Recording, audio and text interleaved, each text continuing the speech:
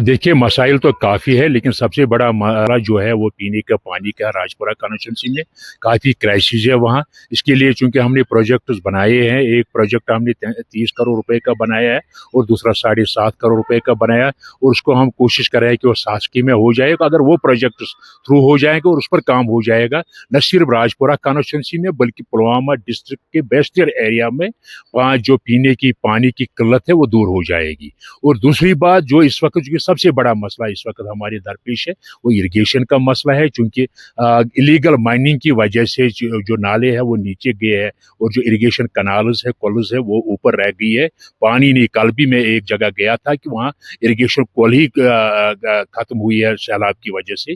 अब उसको नए सिरे से बनाना है, वो भी एक मसला है। और कहीं लिफ्ट इरिगेशन स्कीम अगर चकोरा में आप देखोगे, कावनी में देखोगे, या अगर आप उधर न्यायी ना बटपोरा में देखोगे, इनकम्प्लीट है। अभी पैसे आए थे किसी स्कीम के तहत, फंडिंग हुई थी, 50% 80% कंप्लीट है, लेकिन फिर वो स्कीम चूंकि वो बंद हुई है, इसलिए फंडिंग की वजह से पिछले कई सालों से वो ऐसी ही पड़ी हुई है।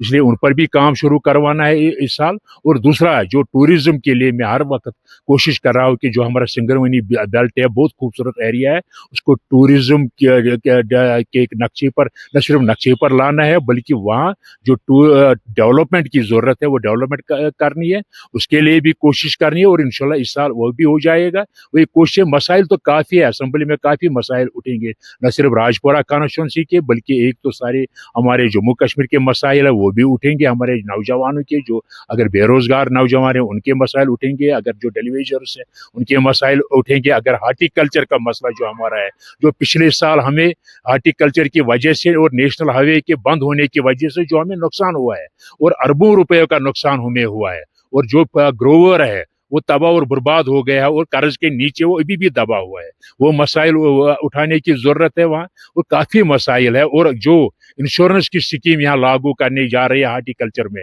और एग्रीकल्चर में, उसके लिए भी बात करनी है कि न सिर्फ ऐलान करना है बल्कि इसको ग्राउंड पर इम्प्लीमेंट करना है। इम्प्लीमेंट करने के लिए क्या क्या तदबीर करनी है, क्या क्या कोशिश करनी है, उसके लिए भी बात हो जाएगी इस आने वाले असेंबली सेशन में।